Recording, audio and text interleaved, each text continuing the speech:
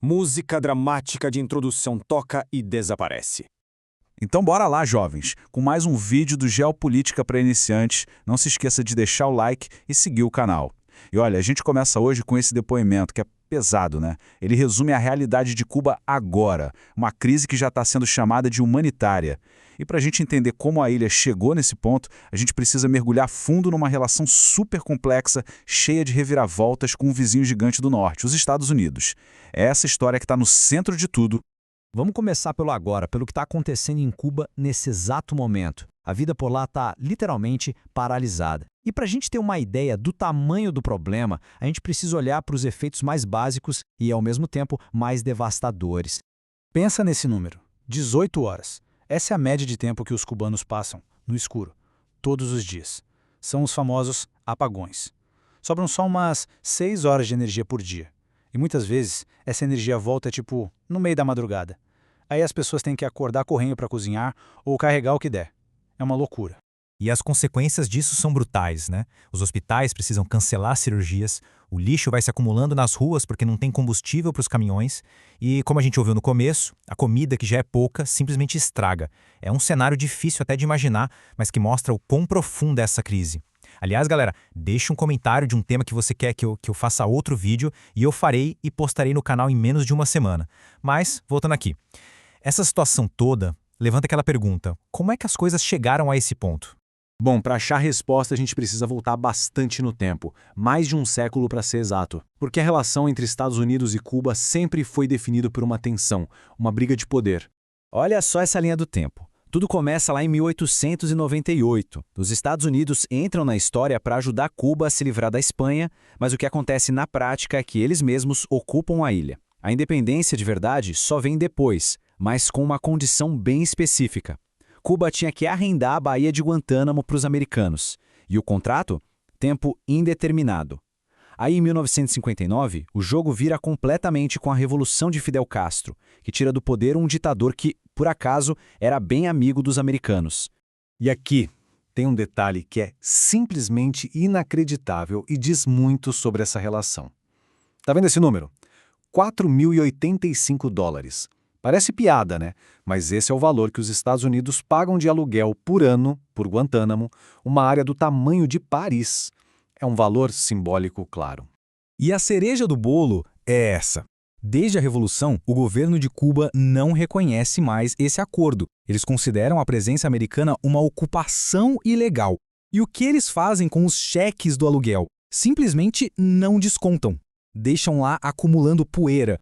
Depois da Revolução, a coisa esquentou de vez. Cuba virou um dos palcos principais da Guerra Fria, bem ali, no que os americanos gostam de chamar de quintal deles. A principal arma americana nessa briga foi, e ainda é, o embargo. Quando Fidel começou a tomar o controle de empresas e refinarias americanas na ilha, os EUA vieram com uma resposta dura, proibiram quase todo tipo de negócio com Cuba. É uma medida que, basicamente, tenta sufocar a economia da ilha até hoje. E no meio dessa confusão toda, tem uma fofoca histórica que é sensacional. Dizem que o presidente John F. Kennedy era um apaixonado por charutos cubanos. E aí, horas antes de ele mesmo assinar a lei que proibiria a importação desses charutos, ele mandou um assessor sair correndo para comprar mais de 1.000 unidades só para garantir o estoque pessoal dele. É mole. Mas os americanos não se contentaram só com o embargo, não. Eles tentaram derrubar o Fidel na marra. A invasão da Baía dos Porcos, por exemplo, foi um desastre total. Exilados cubanos treinados pela CIA foram completamente derrotados. Isso sem contar os mais de 600 planos para assassinar o Fidel. Tinha de tudo, gente. Planos que parecem coisa de filme de espião, tipo charutos explosivos. E isso tudo leva a gente para 1962, talvez o momento em que o mundo esteve mais perto do fim. Espiões americanos descobriram que a União Soviética tinha instalado mísseis nucleares em Cuba. Mísseis que podiam atingir as maiores cidades dos Estados Unidos em questão de minutos. Foram 13 dias de tensão máxima, com o mundo inteiro de olho, esperando para ver se alguém apertaria o botão vermelho. Lembrando, pessoal, deixa o like e se inscreva no canal para ajudar a gente a crescer.